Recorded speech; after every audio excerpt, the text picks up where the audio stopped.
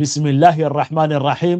وصباحنimo axada 14 bisha June sanadka 2026 oo ku beegan 28 bisha Dhulhijja sanadka 1447 taariikhda hijriyada ku soo dhawaada mar kale iyo barnaamijkii xulashada wararka qodobada saaka barnaamijka aan idinkugu hayno waxaa kamid ah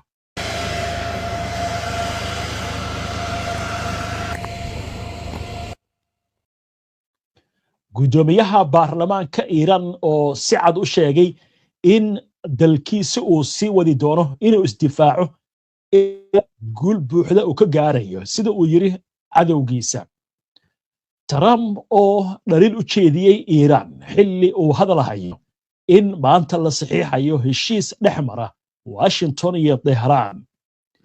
Israa'iil oo walwal weyn ka muujisay qorshe ay wadajir u wadaan Ruushka iyo Masar ciidamada dalka Mali iyo kuwa Ruushka hoos yimaada oo bilaabay dagaalo culus oo ka dhana maleeshiyaadka hubaysan iyadoo dalkaasi uu wajahayo dagaalo aad u culus Ukraine oo iyana bilowday in ciidankeeda iyo calooshado shaqaystayaasha dagaalka kula jira Ruushka ay u kordhiso mushaaraadka isla markaasna la helo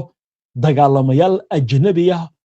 xilli ciidanka Ukraine ay sii tiir dhigayaan iyo wadanka Mali sida la socoteen toddobaadii la soo dhaafay dagaalo aad u culus ayaa ka soconayay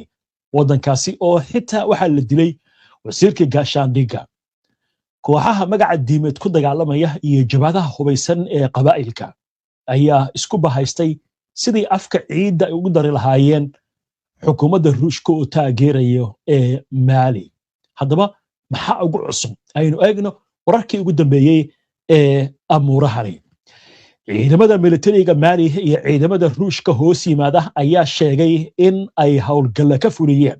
waqooyiga wadanka gaar ahaan gobolka Lira halkaasi oo ay ku dagaalyahano ay ku tilmaameen argagixiso sida ay sheegeen howlgalka wadajirka ayaa weli ka socda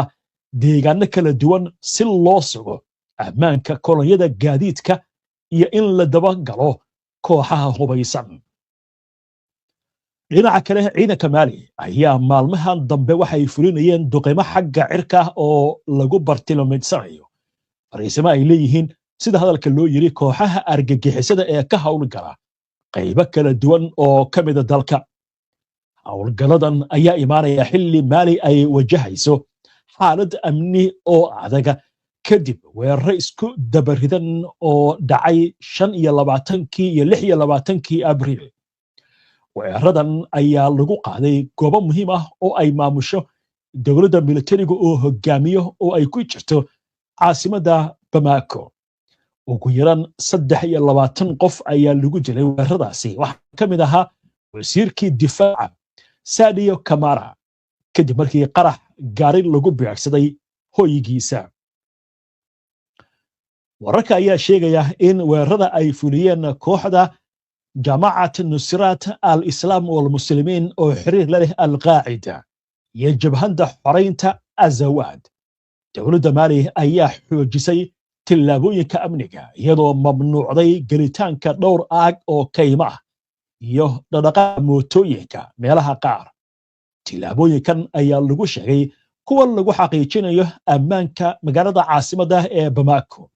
inkastoo ay saameyn ku yeesheen xaaladda dhaqaale iyo nololeed ee shacabka wadanka Mali markaas halka aynu kaga gudubno Afrika intaynu ka bayrno aynu u talawno xaggaas iyo qaaradda Yurub gaar ahaan dagaalka Ukraine iyo Ruushka Ukraine ciidankeeda dagaalka way ka sii xamil gabayaan waxaana wacan awoodda Ruushka iyo dagaalka oo daba dheeraaday hadda qorshe cusub ayay la timid dawladda wadankaasi Ukraine xukuumadda Kiev ayaa diyaarinaysa tillaabooyin cusub oo lagu xoojinayo awoodda ciidamadeeda qalabka sida iyadoo ay ku jiraan kordhinta mushaaraadka ciidamada iyo ballaarinta qorista calooshooda oo shaqaystayaasha tillaabooyinkan ayaa imaanaya xilli xukuumadda Ukraine ay wajahayso yaraanta ciidamada kadib in ka badan 4 sano oo dagaal ay kula jirtay Ruushka madaxweynaha Ukraine Volodymyr Zelensky ayaa sheegay in qorshayaashan lagu go'aaminayo si mas'uuliyiinta sarsare ee dawladdu ay u xaqiiqsadaan in ciidamada militariga iyo kuwa calooshada shaqaystayaasha oo lagu sheegay ciidamada mutadawiciinta loo hubin lahaa in dagaalka ay u adkaysaan. waxaa diiradda la saarayaa dib u habeynta ciidamada iyo siyaasadaha difaaca. Zelensky wuxuu xusay in dawladdu dhowaan ay ansixin doonto hanaan cusub oo lagu xoojinayo awoodda dhaqaale ee ciidamada, iyadoo lacagihii ugu horreeyey ee nidaamkan cusub la bilaabi doono dhabaadka bishan aynu ku jirno ee June. qorshaha cusub ayaa dhigaya in mushaaraadka aasaasiga ah ee askariga la kordhiyo ku dhowaad 3 meelood oo meel, lana gaarsiiyo 30,000 oo lacagta haraviinka Ukraine ah oo u dhiganta ilaa iyo $680 bishii, halka ciidamada ku sugan farimaha hore ee dagaalka ay heli doonaan 300,000 oo lacagta Ukraine ah oo u dhiganta $6,900 bishii. dowladda ayaa sidoo kale soo bandhigi doonta qandaraasyo dagaal oo muddo cayiman, kuwaasi oo socon doona 10, 14 ama 24 bilood. kordhinta qarashaadka difaaca waxaa taageeraya midowga Yurub oo deyn 90 milyan ah siiyey Ukraine, taas oo ogolaanaysa Ukraine inay sanadkan gaarsiiso miisaaniyadda difaaca heerka ugu sarreeya oo ah 4.4 trilyan lacagta haraviinka ee waddanka Ukraine. dhinaca kale, Zelensky ayaa ku dhawaaqay in la ballaarin doono qorista waxa uu ku tilmaamay mutadawiciinta ajnabiga oo loola jeedo ciidamada calooshada shaqaystayaasha. sida ay sheegeen ilo wareejada, ku dhowaad 10,000 oo calooshada shaqaystayaal ah oo ka kala yimid in ka badan 70 dal ayaa ku biiray ciidamada Ukraine tani markii dagaalku uu qarxay. sidoo kale, wararka Ukraine waxaa ka mid ah safiirada 27 dal oo reer Yurub ah ayaa isku raacay in la dardargeliyo wadahadallada ku saabsan ku biirista Ukraine iyo Moldova midowga Yurub, iyadoo wareegga xiga ee wadahadallada la filayo in ay bilowdaan Isniinta beriya. Zelensky ayaa soo dhaweeyey go'aankaas, isagoo ku tilmaamay tilaabo muhiim ah oo ku wajahan himilooyinka istiraatiijiga ee dalka Ukraine. waa hagaag warkaasna inta aynu kaga gudubno, waxaan u gudbaynaa goordhow daawadayaal wararkii ugu dambeeyey ee xiisadda colaadeed ee gobolka bariga dhexe ka aloosan, iyo sidoo kale waxaan u gudbaynaa goordhow wararkii ugu dambeeyey ee xiisadda Mareykanka iyo Iiraan, inkastoo weli lagu soo warramayo inay jiraan filashooyin la filayo maanta in heshiis la saxiixo, laakiin hadallo taagtaagan oo xanaf leh ayaa ka soo yeeraya hoggaanka labada dhinac. waa hagaag maanta, sida uu ku doodayo madaxweynaha Mareykanka Donald Trump, waxaa heshiis saxiixan doona Iiraan iyo Mareykanka. dhanka Iiraan ilaa iyo hadda lama xaqiijin heshiiska maanta in la saxiixi doono, laakiin Iiraaniyiintu waxay leeyihiin rajo wada xaajoodka heshiis loogu bedelayo ayaa muuqata. inkastoo arrimahani ay soo baxeen, haddana hadallo taagtaagan oo xaraf leh ayaa hawada waxa isku mariyey labada dhinac. aynu eegno war dhanka Iiraan ka soo baxay. guddoomiyaha baarlamaanka waddanka Iiraan, Mohammad Baqir Qalibaf,